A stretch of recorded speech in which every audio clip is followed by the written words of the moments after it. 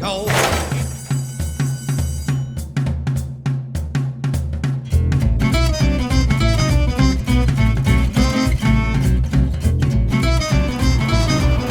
Hello and welcome to Get Tied On. My name's Tom Amello. Next to me is Michael Kipnis, the Wizard. We've been friends for quite a long time. And we spent a lot of time together at the track, a lot of time together on television. I used to have a show on Capital OTB. Michael was a regular guest. And this year, we decided we wanted to do our own show. And here it is, Get Tied On. And no one could fire us. And no one can fire us, no one can suspend us.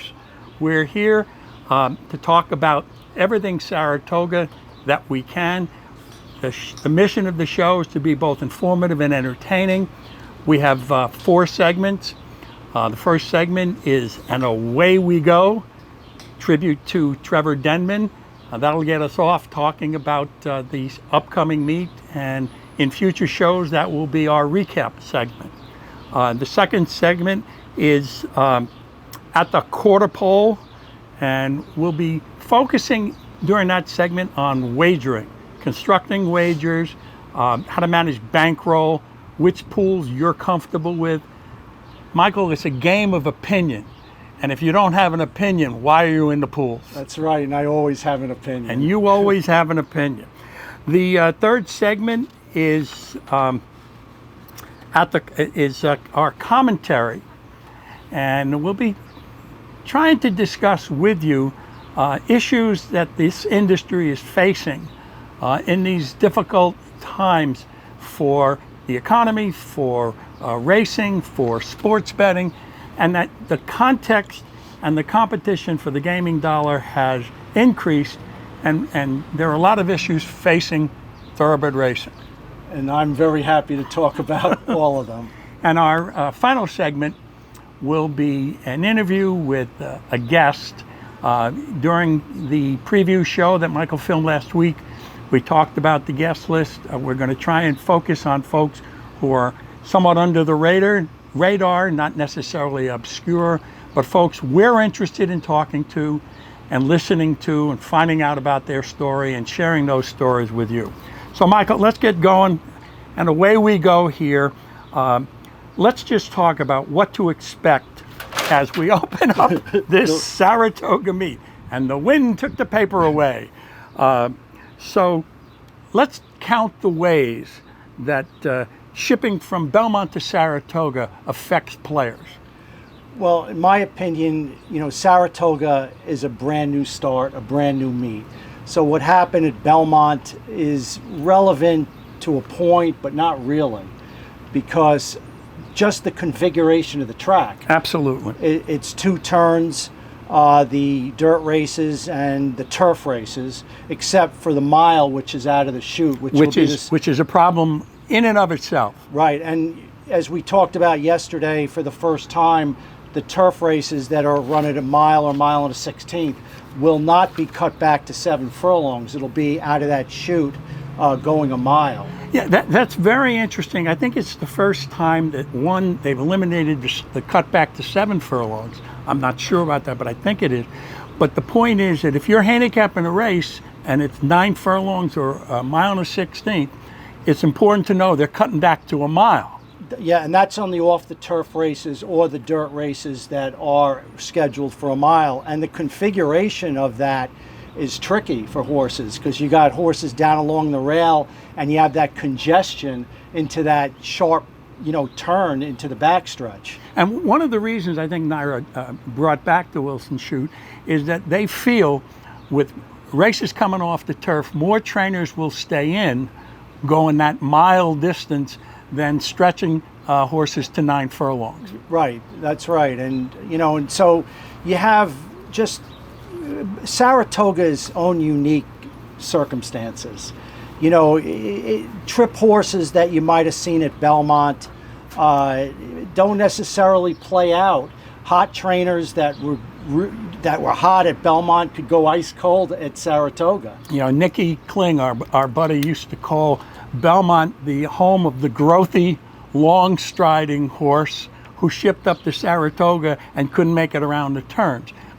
Here at Saratoga, if you're have a little bit more agility going around these tighter turns at 2 turns, you've got an edge. And I think it's another reason why outfits that ship in from the smaller tracks surprise here. Most folks are looking at Belmont form and discounting 2-turn ability out of town. Yeah, and that's true. And that's, you know, one point to keep in mind when you're handicapping. The other is it's really good to keep a record of how horses are doing from different circuits. I'm predicting this meet that horses from Maryland are not going to do very well because I don't think the quality of racing there was very good this meet. There's a question with the Churchill horses. They closed down the meet early. They went to Ellis Park.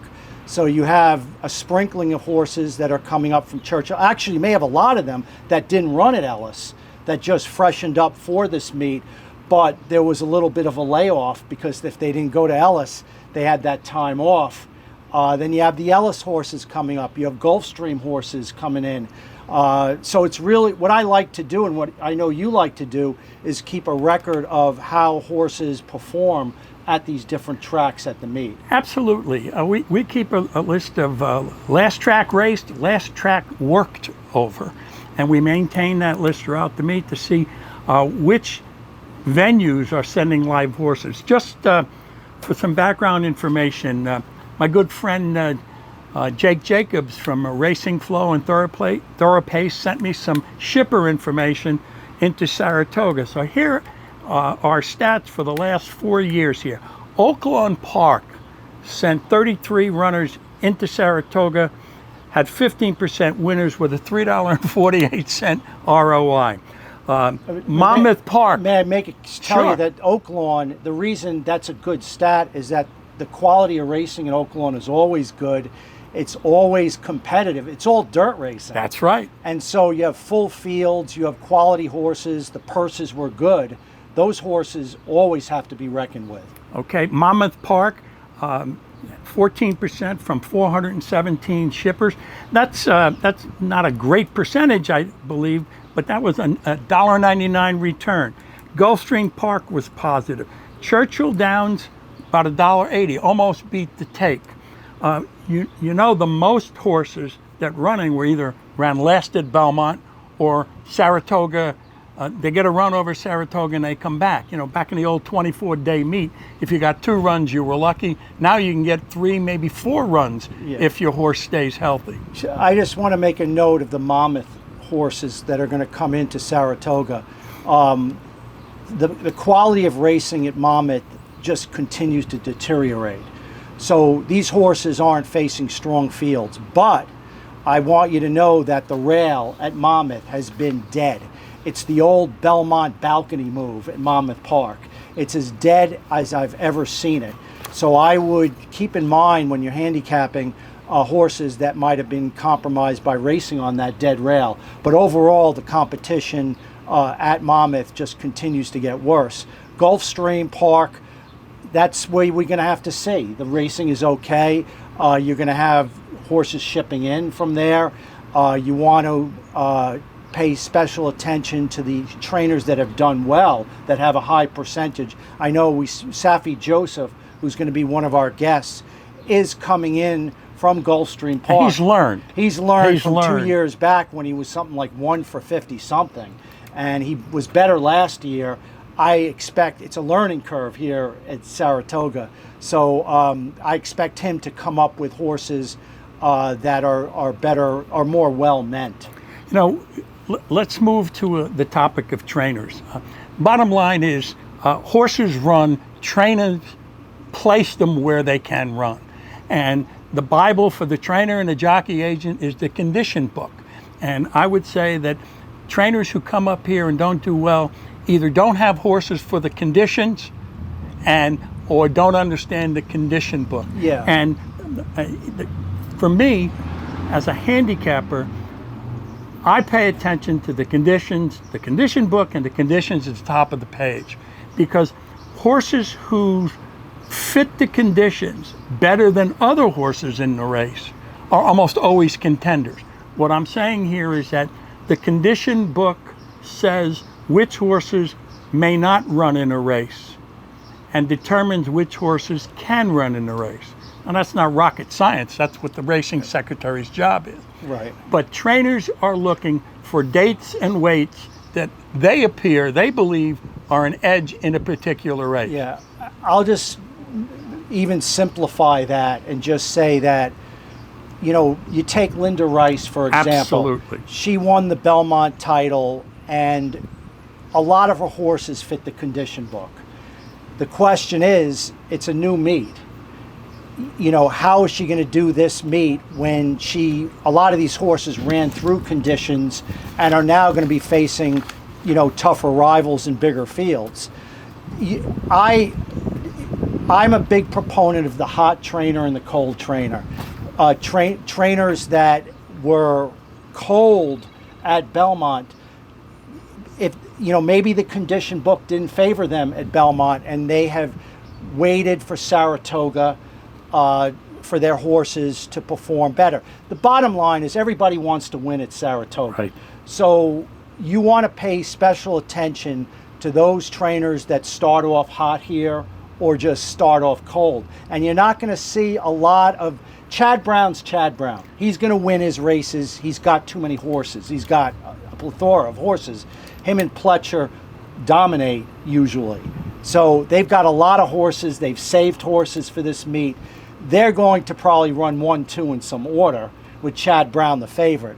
You have others like Linda Rice, who we'll see how she does because Right. she started a lot of horses at Belmont, but she's active in the claiming game. So she made a lot of claims for herself and for others at Churchill Downs and at Ellis. So she's coming up with fresh stock.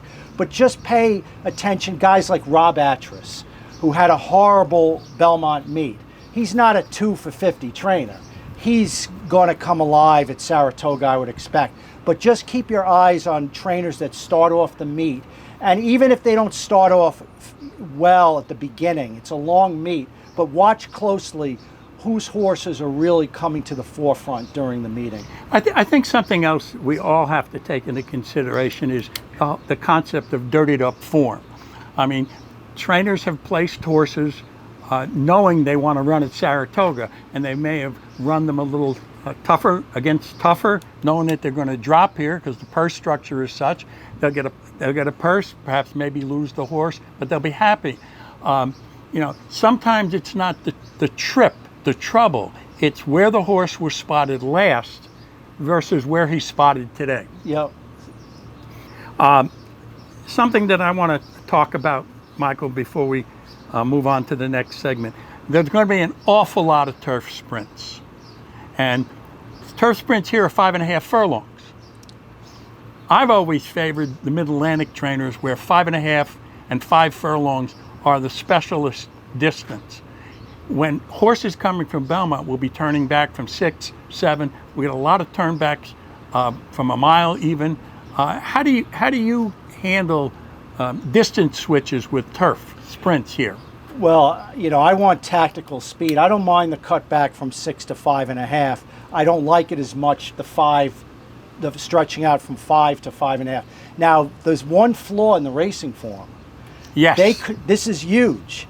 They consider 5 furlong races in the record of the 5.5 furlong. Correct. So when you're handicapping, you want to see, they may have a good record at the 5.5 furlong distance stated in the past performances, but in truth, a lot of these horses, especially from Gulfstream and Maryland, are running 5 furlongs. I prefer the 5.5, true 5.5 furlong specialists and 6 furlong horses cutting back that have tactical speed. It's a real crapshoot, these races, because there's big fields. So you really want to pay attention to how the pace scenario sets up and how the pace favors certain types of horses. And the last thing, we're going to keep track of bias. Michael, tell the folks how you keep track of bias with your numerical rating that we will share. Well, my numerical rating is in my head. You know, it's all on instincts. basically, I don't for the turf races, I don't trust the times. Right. Okay, so I'm looking. I don't listen to the sound of races. I turn off the audio, and I just watch the race. And I get instinctually, I could tell if the pace is fast, even by how the riders ride. Turf racing is really tricky because the times I don't trust. You expect horses that a front runner takes back. There's a lot of things that happen in turf racing that's hard to predict going forward. Dirt racing is more accurate. So that I can analyze pace by looking at fractions. And as far as the bias goes, that's something that, a horse may wire the field in the first 3 races and everybody's calling it a speed bias. Right. But that may not necessarily be so because of the fractions that are being set and this type of horses. So my bias and pace are accurate just based on 40 plus years of experience. Okay. Well, that's going to end this segment. We'll be back shortly. Stay with us. Get tied on.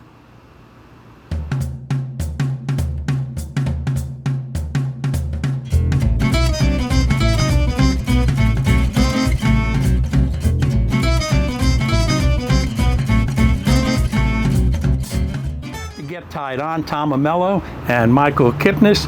We're at the quarter pole at this point, and this is our segment on wagering. And we're going to start today. Michael, I know you're a sports fan. You love basketball. Hubie Brown's one of our favorite coaches, and Hubie Brown once said at a clinic that as a coach and really as a human being, you live and die by your philosophy and your style of play. And I don't think that's any more important than in wagering. What is your wagering philosophy as an individual? What is your style of play? What is your level of risk tolerance?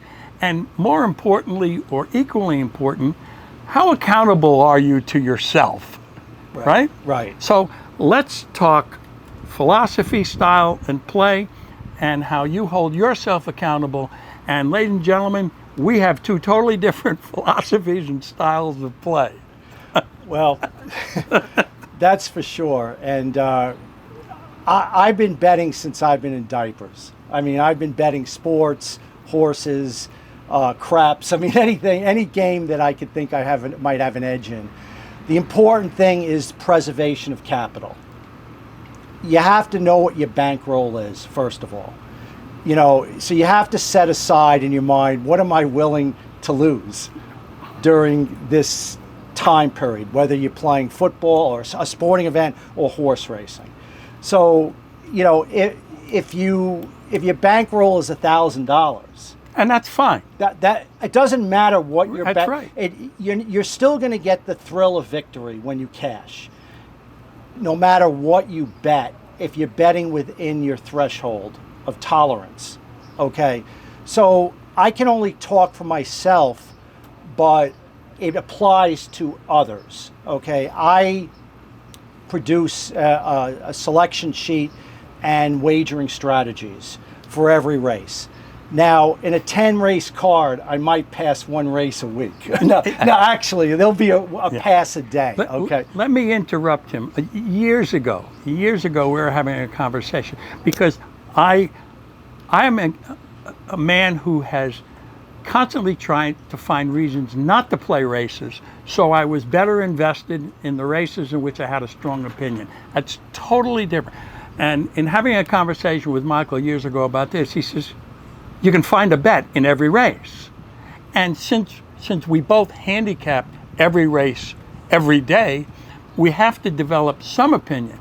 And one of the most interesting things to me in my play, sometimes I say, well, I don't feel strongly about this race, but I feel stronger about that race. The one I don't play wins and the other one doesn't, and I'm a non-winner in that sequence. You don't ever have that happen. No, and I think the benefit for me is that I'm digging into every race. I'm attacking every race. I want to ask you, because I think this is important. You don't look for winners. You're looking for the bet.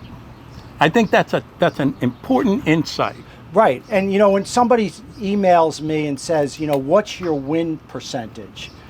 It's really a kind of a, it doesn't mean much to me because I'm not making just win bets. I hardly make win bets unless a horse, I'll suggest a win bet on my wagering strategies if I think the horse is 2-1 or higher. But I'm not interested in a horse that's 6-5 or even money. I'm going to look to see if I can turn that horse into a key and exactas, trifectas, pick threes, pick fours. Leverage. Right. And so when I give out wagers, say on a 10 race card, I give out 9 wagers. Some will be different, depends on how the races lay out. I'm going to bet every race.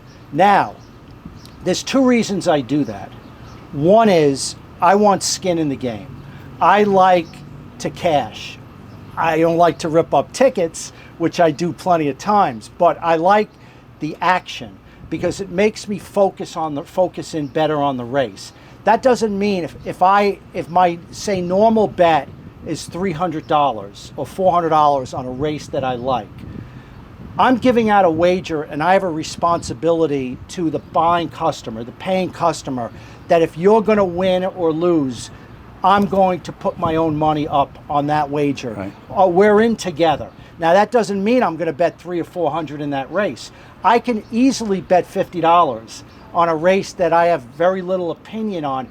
But like you said, there are plenty of times you hit races that you didn't have much of an opinion, right, and the ones that you loved, you crapped out. So I bet because I feel a responsibility to the paying customer. You're going to bet, I'm going to bet alongside you. And I'm making the best possible wager based on my handicapping. So on the races that are my crystal ball best bets, those are the ones I'm going to bet most of my money on. But as we go back to that bankroll for the season, Saratoga. If Saratoga is the meet you want to beat, and that's the meet that we all want to beat, you got to look at your bankroll and say, how much are you willing to lose on that day? And I'd say you don't want to lose more than 7% of your bankroll, which is if your bankroll is $1,000, well, sorry, $70 is going to be, because if you're playing every day. Now, if you're not playing every day and you're a weekend player, a Saturday player, a recreational player, all that is out the window because you're just playing for that day. And if you go with 500 on a Saturday and you're going 3 times a meet, well, that's a different story. Then you're going to up your bets, and if you crap out on a day and you lose your 500 or whatever it is, then you're coming back 1 or 2 other times during the meet, then you ante up another, But we're different. We're here every day. I'm playing to win every day. So it's a different style of play. Let's talk about accountability and responsibility. I know you've got the book, the ledger. You've kept that all your life. I record all my bets, and I know exactly where I am. I find out if you ask 10 people, 9 are winners. Okay, they're winners for life. And I tell them you're full of shit. Show me the tickets, okay? Because people bullshit, okay? If you don't keep records, you don't have any clue what you're doing. I don't believe that it's literally everybody's a winner but they know they're not. So accountability is everything. I'll be the first one to tell you I stunk up the meet. I was terrible today. And then if I won or had a good day, I'm going to tell you I had a good day. You got to be honest with yourself and others. There's no point bullshitting anybody because nobody believes you anyway. Everybody thinks you're a bull. They may smile. And everybody laugh. Thinks you stink. They may stink. smile and laugh and say, "Hey, that's great. I want to follow you." And that little they know is that you're bullshitting them, but they know you're bullshitting them, so they just want to make you feel good. Well, I always say it this way. You've been around folks who say, "Well, who do you like?" And most of the time, they don't really want to know who you like. They just want an opportunity to tell you who they like. Right, exactly. Okay. Well, so we talked in general. On future shows, we're going to pick apart the pools and talk about structuring wagers based on your own opinion. Michael, if you like us, we've had this conversation. There are 4 kinds of races that I talk about in my educational seminars. A heavy favorite, 2 horses, 2-1 or less, kind of a wide open race where there's a favorite, second choice, third choice. And then here at Saratoga, you get tons of races where there are 3 horses, 5-2, 3-1, 7-2. There is no favorite. Yeah, Well, I mean, and that tells you what the crowd thinks, and your opinion tells you what you're going to do. Yeah, and you know, you'll see some races at Saratoga every year. It always happens at every track now. They'll put up $700,000 for a grade 1, and there'll be 4 horses entered, 5 horses entered.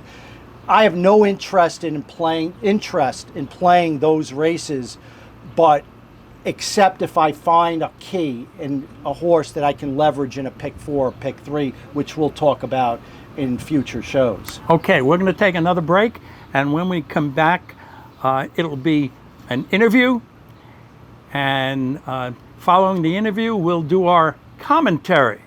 Stay with us here on Get Tied On. You want a dribble crowd?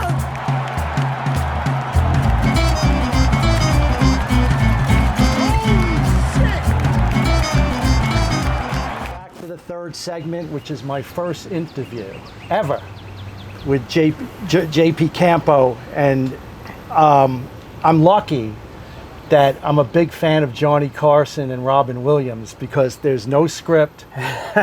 I'm just going to let it wing. There you go. And we're just feed off each other. So Great. welcome to be my first interview ever. Thank you so much Welcome for having to me. the show. So my father used to say to people when I first became the Wizard that if he took me to the movies as much as he took me to the track, I'd be an actor instead of a handicapper. It's a great line. Right. Now, you're the son of the great Johnny Campo, a guy that I grew up with during the time of Frank Martin and Laz Yeah. Barrera. And, you know, I always, when I think of Johnny Campo, your dad, I think of Jackie Gleason. I don't know why, but I think of this ebullient, happy, big cigar, just a guy that was New York, through and through. Fair comparison. What was it like growing up as a kid with your dad? You know, he was strict but fair. You know, we had a great work ethic.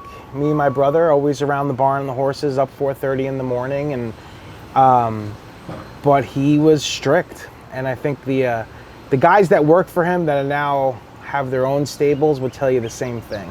And you learned a lot. You learned a lot about life, and you learned a lot about horses. Who are the trainers that are part of the Johnny Campo tree?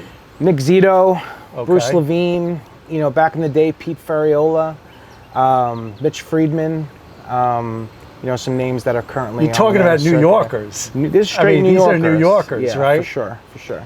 So, how old were you when you first started working for your dad? I could crawl under a weapon.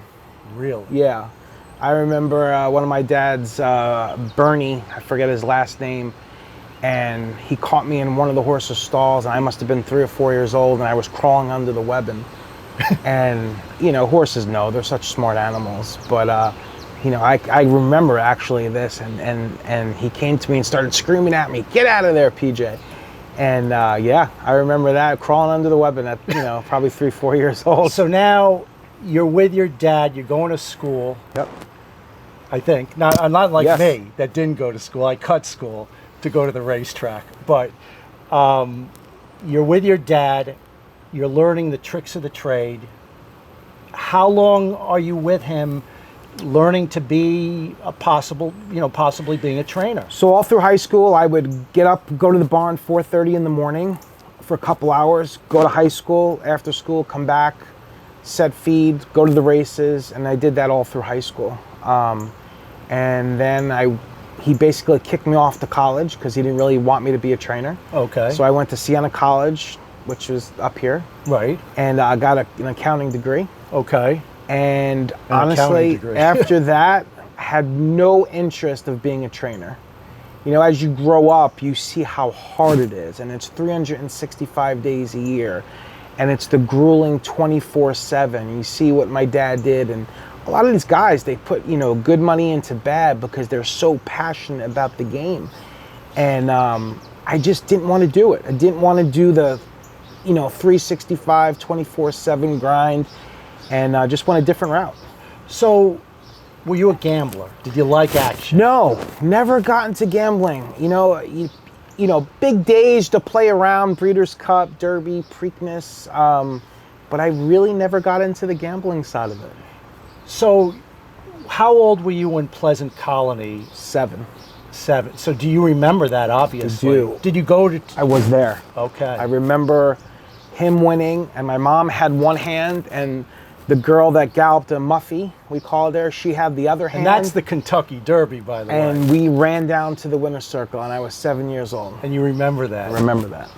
And then I remember Jim French. Jim French, 1973, maybe? I think it was before I was born, the year before I was born. Okay.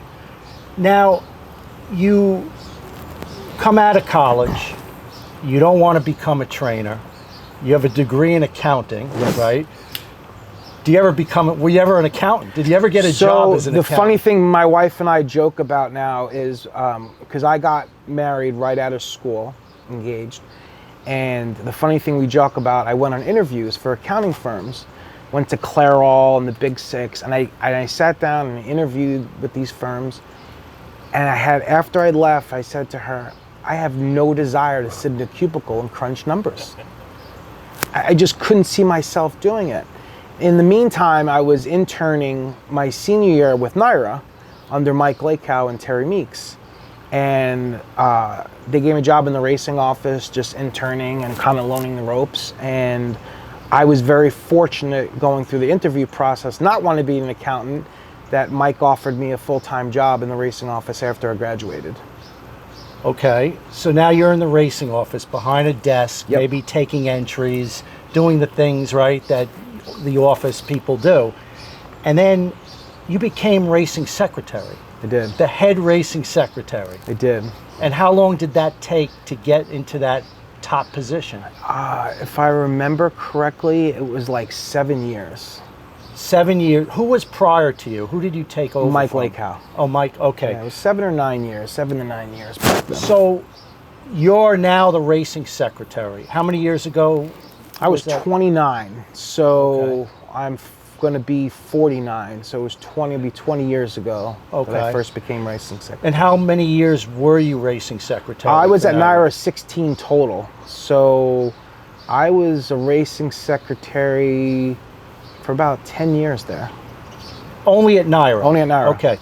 So, you know, I am a handicapper, and so I am conscious of the horses on the ground, where they're the condition book, kind of, you know, how it plays to the strengths and weaknesses of the horses Correct. that the trainers have. You know, you take a person like trainer like Linda Rice, who had won the Belmont meet, and so everything seemed to fit with her horses. The condition book was favorable for her. Mm-hmm. But I don't really know what a racing secretary actually does precisely. Explain to the viewers what that position is. I think each jurisdiction, each racetrack is different, depends on your responsibility.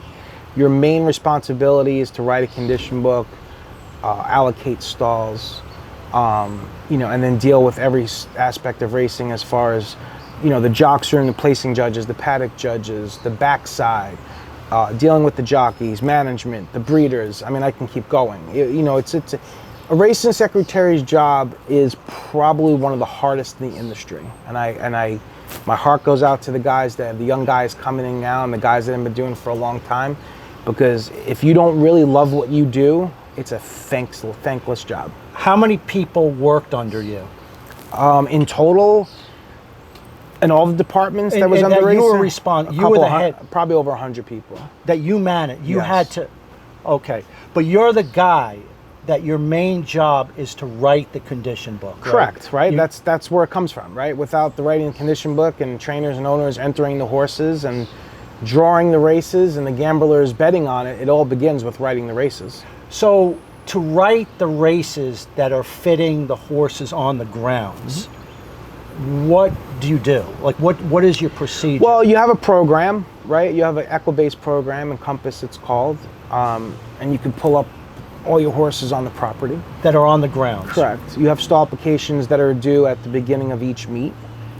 Trainers submit those. What I'd like to do in between all of that, I would send out inventory sheets, because trainers' horses change. You know, 2-year-olds come in, horses get claimed from other jurisdictions, they come in. So, you know, once a month, I always like to get updates, and I would send out inventory sheets to the trainers. They send them back to me. I'd have my staff pull up all the past performances, so that when you're writing the book, you have an actually real idea of what's on the grounds.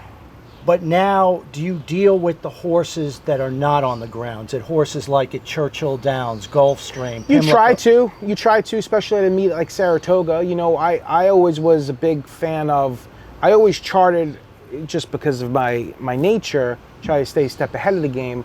When you're getting ready for Belmont Spring, you always like to look at the Gulfstream meet, right? Because a lot of your horsemen down at Gulfstream wintering, to see what races are being used, what races they're running in. So I would actually chart the races from Gulfstream, so that the first book at Belmont, when they would come back, at least you'd have an idea of where those horses could actually run as well. So I presume that, especially at Saratoga, you want to write extras. Like, it's important to have extras on the overnight, right? Just in case certain, you're going to fill races at Saratoga, but the extras are important, right? Yeah, I think, you know, there's different philosophies, right? You have some racing secretaries that want to live and die by their condition book and have no flexibility. And then you have racing secretaries that want to have more communication with their horsemen and their actually needs, and put extra races up. For example, if a race at Saratoga gets 25 and it's used one time with 12 horses, they don't want to wait another 3 or 4 weeks to run. They have owners, they have clients to answer to, bills to answer to. My philosophy would be to bring that race back again, so then those guys that didn't get in and got excluded had an opportunity to run in the next couple of days. I find, as the modern day racing and as a handicapper, a bit disturbing that you can offer a race on Saturday on the turf with 5 horses, a grade 1. What's the stake? The Diana. The Diana, which I remember growing up. I mean, the Diana was, you know, a staple race. Sure. Okay.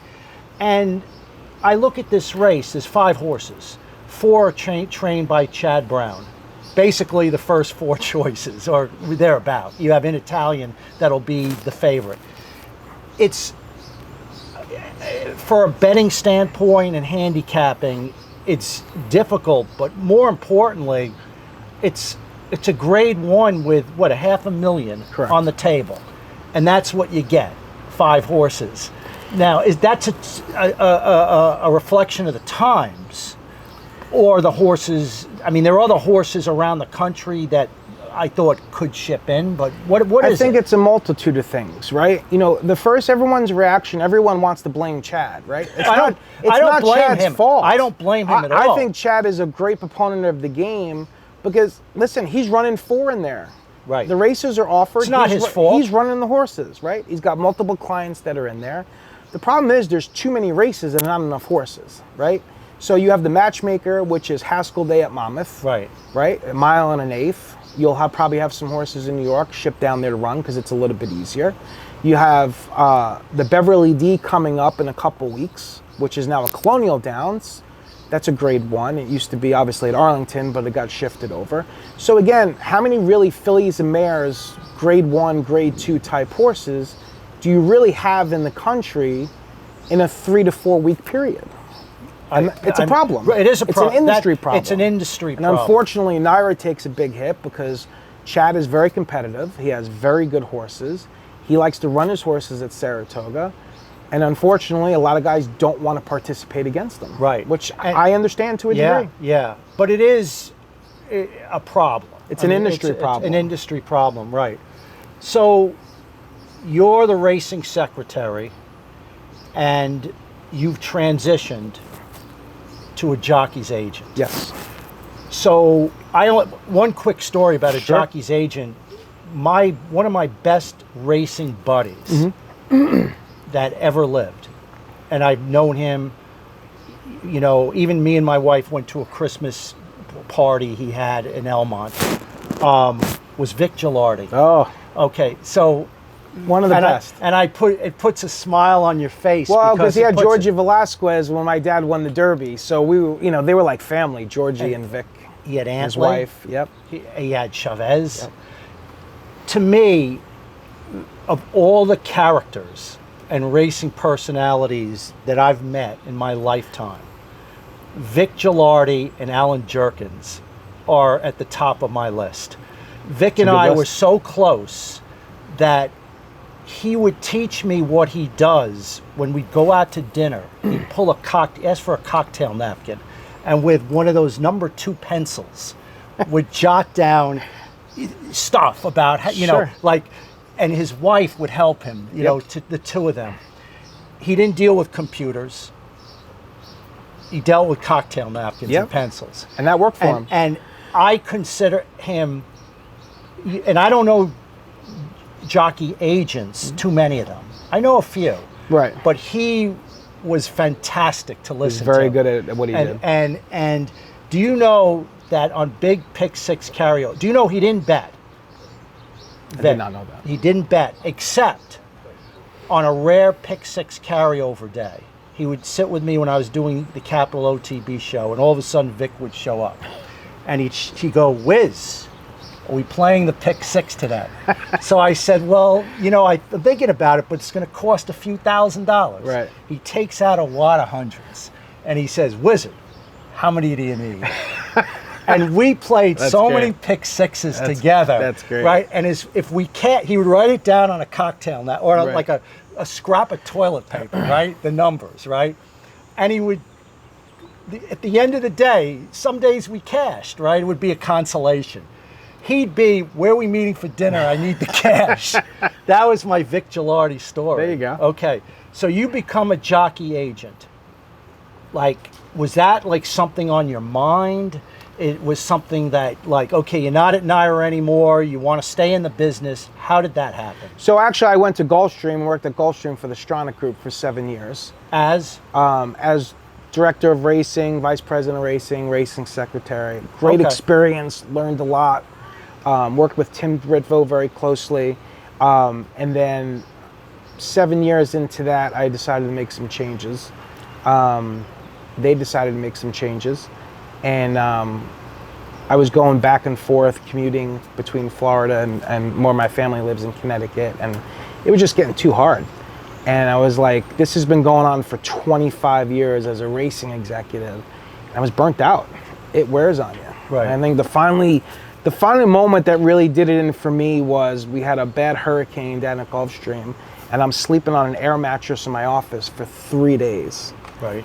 And I'm saying to myself, what am I doing? And you're giving everything you have 7 days a week. And I just was tired. And it was time for a change.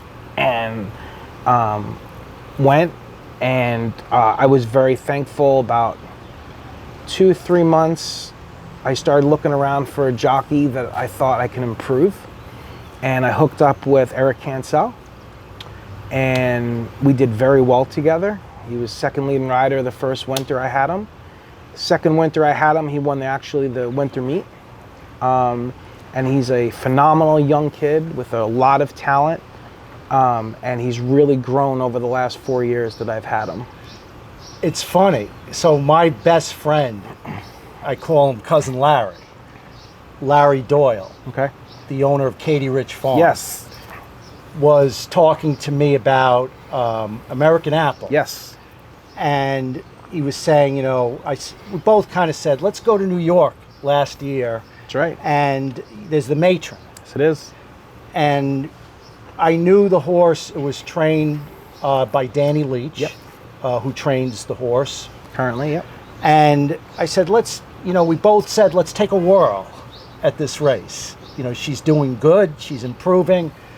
And Eric Cancel was the rider. Yes, he was. And we shocked everybody. It's not too often you get $100 mutual on a horse. But that was, Eric Cancel gave American A beautiful Apple ride. a beautiful ground-saving ride. Yep. Just a terrific young rider Yes, he that's under the radar, that should not be dismissed at Saratoga or anywhere. Agreed. So you have Eric Cancel. How did Castellano come? So this will be my second year at Saratoga with Javier. So 2 years ago at Saratoga, Javier, he was coming off of hip surgery, which he started back in February at Gulfstream, and he was struggling. You know, here's a Hall of Famer. He's 43 years old at the time. He's struggling. He went through a few agents. He had Mike Lakehow. He had John Panagot. And he had Steve Rushing at the time. And Steve represents Irad Ortiz, you know, probably one of the best agents out there with my good friend Matt Musiker. And Javier was struggling. And he came to me towards the end of Saratoga meet. And he said to me, do you think you want to work together? And I've known Javier for a long time. When he first started riding at Gulfstream, when he came over from Venezuela, and Matt Musiker is one of my best friends, if not my best friend, and he had his book where he got all his Eclipse Awards, and he goes, I got to make a change.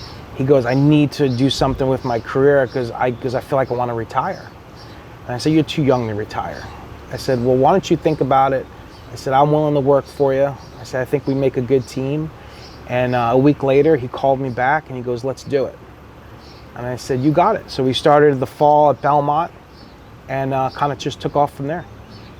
Quick story about Javier and me and the Wizard.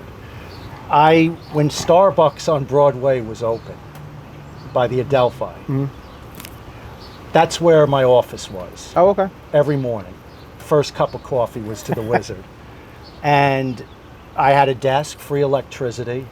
No one really bothered me. Right. And you'd see personalities, racing personalities come in and get their coffee every day, the same people. Javier was one of them. Now I don't know what he does, where he goes for his coffee. Right. But I introduced myself to him. I didn't know if he knew me or not. I just said, I'm the Wizard, this is what I do. I'm a big fan of yours. He sat down with me. And he sat with me for 15 minutes. And he couldn't be any nicer. Like, such a class act. So sweet. Talked about his family, which I know he loves. And he's just so close to his kids. And I became a rooter. I mean, I was always a rooter for him. Right. But I became even more of a rooter. And then he went into a tailspin. And I was like, I don't understand why. Like, this guy, this rider, has so much talent.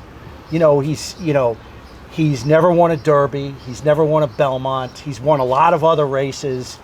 He's still young. He's, just a nice guy that tries hard all the time. So now I see a resurgence, okay? And I kind of wanted to ask you, what was it? Like, what was the process? There's a beginning when you first meet, and then there's like a rhythm and momentum to get the career back going. What did you do? Did you sit down, have a talk with him? Did you just, how did you resurrect? You actually resurrected a career where he's at the top of his game right now. Wins the Derby, wins the Belmont, 2 firsts for him, riding great. What did you do? Honestly, we just worked hard. I said, listen, it's going to take a lot of work, right? I said, we have to get your everyday business back, right? Once you get your everyday business back, to me, your stake business comes, right? It's 2 different things. And we were very fortunate. We both worked hard. And I said, listen, we got to go out, we got to work, we got to hit the barns, we got to try to get some of the bigger outfits back in our corner that you don't have. And right away, I was a big proponent of him going out of town, winning some stake races for the bigger outfits, people noticing that, and then trying to build his business. And we did that. And, Todd Pletcher was an extreme help to us going out of town. If it was at Churchill, if it was going to Prairie Meadows, Mike Maker, the same thing. And those guys helped us out because they're getting a Hall of Fame rider who's won over 5,000 races to go ride for them for big money, where they can explain that to their owners. We're sending Javier. Great. boom, win.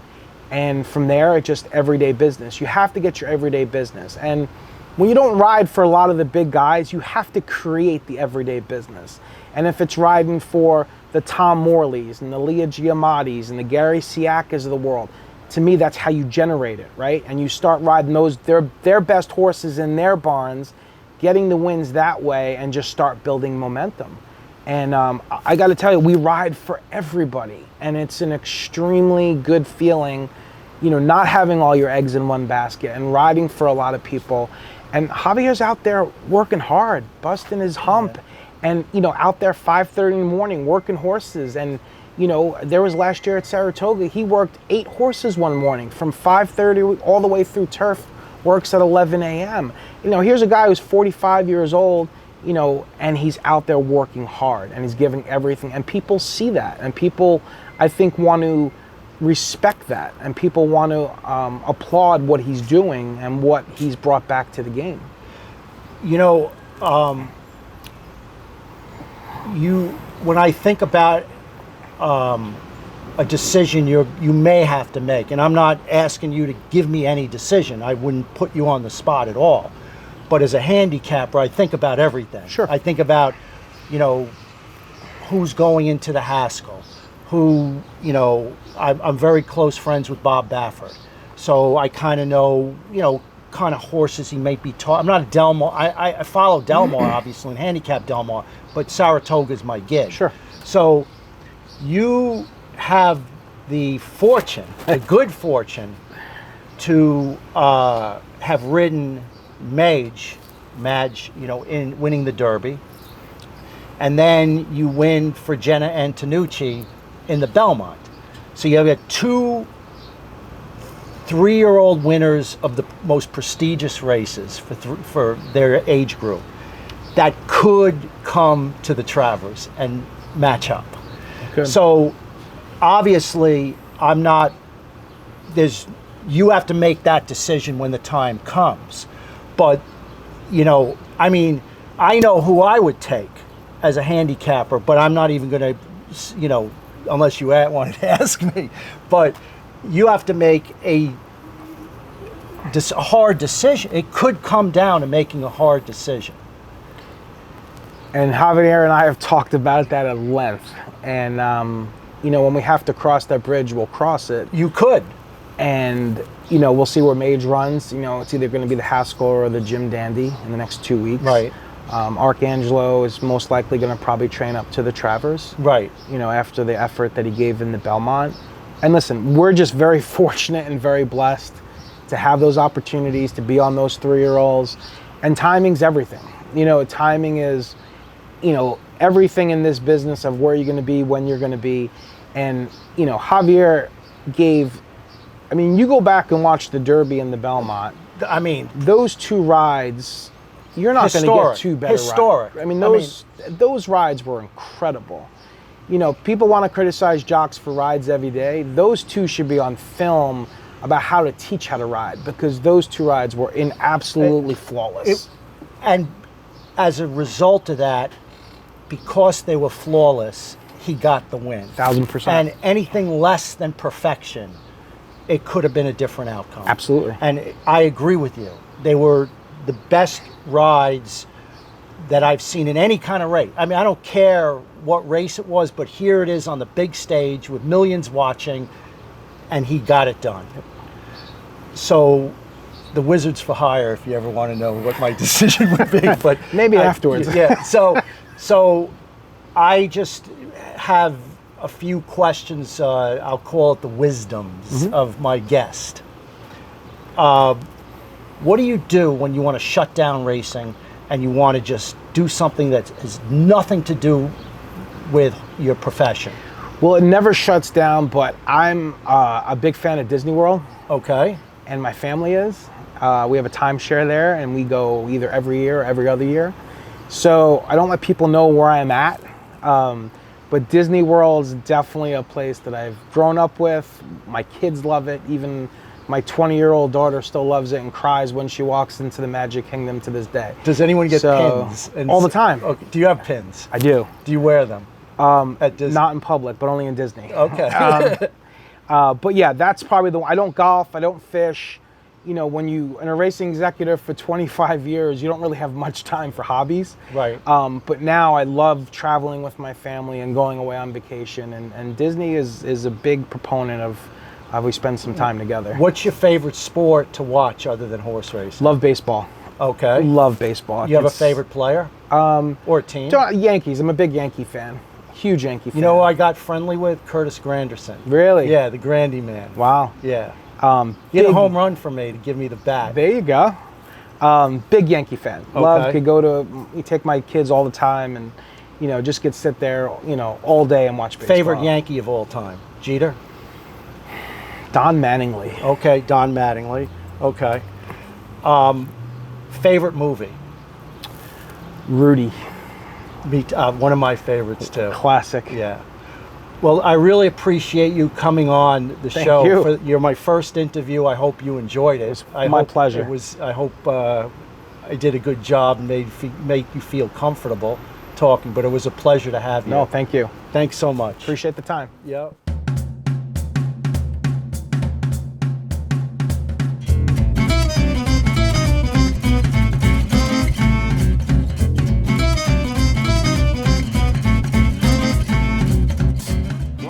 To Get Tied On, Tom Amello and Michael Kipnis, the Wizard. And yes, ladies and gentlemen, this is the man behind the curtain.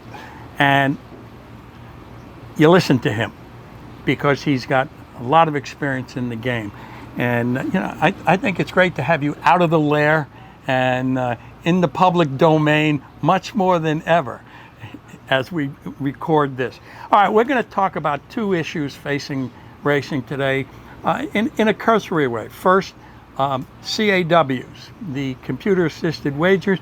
Michael, we see all the time folks complaining on social media about horses entering the gate at 20 to 1, 16 to 1, 9 to 1, and leaving the gate at 6 to 1 and getting to the finish line at 5 to 2.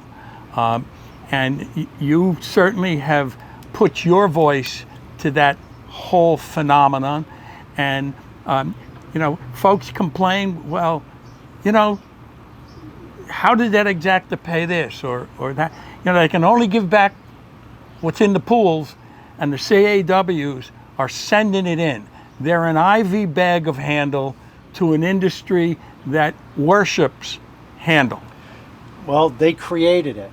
And if you take these computer bettors out of the game, you're going to take a tremendous amount of handle out of the game, which will affect the purses, which will affect, it'll be a trickle down to everything.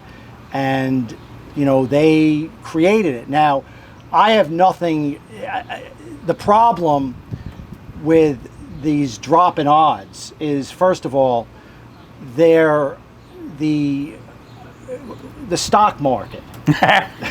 You know, they have fiber optic cables, okay, that are state of the art. For instance, if you're betting or you're investing on, you want to buy shares in Microsoft, and you're sitting at it and you have your Charles Schwab account, and it's $132.20. You may pay $132.21. You may pay a penny more, but you ain't paying $138. Right. And that's because everything is built on this very modernized fiber optic cables. The system is built, it's antiquated, first of all. Now, these computer guys, I don't know where they're stationed. I don't know if they're stationed, you know, 30 yards from an ADW in a little, you know, shack, right, with all these computers. But all I know is you never get a better price when we bet. For some reason, we always get... If you do, it's very rare. It's very rare. Right. And it's, you know, the way I feel when I bet, that's why the win pools are really tricky, because I feel, you know what the win price is going in. I mean, you bet the 4-horse, you know in the gate, you got 5 to 1, right? They're loading in the gate. You see the board. around the far turn, it may drop to 9-2. Not a good optic. No, but okay, you're not getting 12, you're getting 11 and change. Now, we're all calculating this in our head, right? They hit the wire, and all of a sudden he's 7-2. So now that $12 that you expected when you made that bet is now $9. Let me ask you this. We're in Saratoga. If you go to the wishing well and the menu says $35 for the steak, and when the bill comes, it's $42. It's the same thing in reverse. And you wouldn't stand and for you're going to that. call the general manager over and he'll go, look, see, it becomes $7 more. Yeah. And the guy's going to feel bad and he's going to buy you a drink worth $7. Yeah. And when you get that 5-to-1 that you bet comes back 720 and you're saying, well, manager, am I getting a free drink or a free program? You're getting squat. You're getting $5 less than what you thought. And how that feels to me and to you and to everyone else is somebody stuck their hand in your pocket and stole your money. And how do you explain this to new people? You explain it by saying you're playing a game and you're going to get robbed. So enjoy it, right? Enjoy the pain of robbery, because that's what you're going to get. But it's a great game. It's a great game. Just expect that you're going to get screwed and you got no manager to call out. Okay. Now, Naira, I think Yes. what Lyra's been doing, and give them credit, with 2 minutes to go. Right, they shut 'em out. The win pool is shut out. But they attack the exactas. They find a way. I chart exactas too. That goes way down too. They're hitting everything. I don't think they're hitting pick 5s. And I'm not sure about pick 4s or pick 3s, but they're always a step ahead of all of us. So basically, the game is great. It's fun challenge, but buyer beware. Okay, that's a good one. And we're staying. We're not leaving. We're not leaving because we're gluttons for punishment, and we don't mind being waxed because we're enjoying horses going around the track, and it's a crossword puzzle. But realize there's some money coming to us, and the rest is going out somewhere else. Okay, we're going to switch, and if only if you've been under a rock or kept your head under a pillow, you're unaware that there's a new sheriff in town, and that sheriff is Hissa. And if the last 3 or 4 weeks are any indication, the sheriff is kicking ass and taking names, or taking names and kicking ass. And there's an irony about that. I have been an advocate for raising level of concern for the cheaters. You can't cheat forever with impunity, or you can't cheat and get a slap on the wrist. So I'm delighted that it appears that Hissa has some teeth, and provisional suspension for 2 years is a toothy bite. There's some issues with that. Let's talk about it, Michael. Well, the premise of it is great. You got to put a fear into the cheaters. Absolutely. You got to clean this game up, okay? I mean, you can't let, what we talked about, the drop in odds. If you combine that with the cheating, the integrity of the game, the perception that it applies to our industry, the debts on the racetrack, Churchill not being able to run on the turf course. But they could work. Right. Oh. It's the whole thing needed this. Okay, it's a step. It's a major step that you have to put fear into trainers that have been getting away with things for a long time, and it's a good thing. The problem is it's going to take time. It's new. The rules, I think the most important thing, I think this is very important, but I think what's really important is the samples that they take from the horse, the blood samples, the split samples. You can't have California coming back with a result in 4 days and New York, however, 3 weeks or a month. There's got to be a standard. Yeah, we're talking about here. On the one hand, there are some folks criticizing HISA for suspending people without full proof, if you will, or without convictable proof, on suspension on deep suspicion, if you will. And that tarnishes has the possibility of tarnishing reputation. And that's not good. No, it's got to be firm and fair. You know, the HISA forms, it says, like, if somebody suspects somebody, well, you can put down that person and it'll be investigated. But I just think that, you can't, there's a lot of good trainers. Absolutely. And a lot of clean trainers that work very hard. And, you can really hurt somebody's reputation because of the modern age of social media. And, you put a name out there and they're guilty by just the media, social media, and the people who want to go after them. So I think there's got to be a little bit more, like, HISA has to, maybe they suspend a trainer for a couple days until they find some findings, but I think it's got to be done a little bit, not in the public domain, because you're going to have trainers that it's going to, they suspended them there, for a few days, and, they got to get representation, so they got to find the right attorney. And I think that their name is blemished in a way. And so they're going to figure it out. It's just going to take a little time, but it's really a good start. Absolutely. And we're hoping to have the opportunity to have a conversation with someone from HISA for you. Well, that's going to bring us to the end of this inaugural show of Get Tied On. We hope you found it interesting, engaging. If you have any questions, anything you would like us to bring to you or share with you, you can contact him at? Well, you can at wizardracingsports.com. And you can just tweet me. You could contact Tom. That's right. At TrackFacts on Twitter. Go ahead, let us know. We're big boys. We can take it. We can handle it. And every morning, if you're up here, you could find me at Price Chopper behind the vegetables at a desk from 6 to 9 in the morning. So you can catch me there, or on my beach chair behind the wood pizza fire grill at the top of the stretch in the grandstand. I'm always accessible, and so is Tom. Yep. So, this show, it's our first show.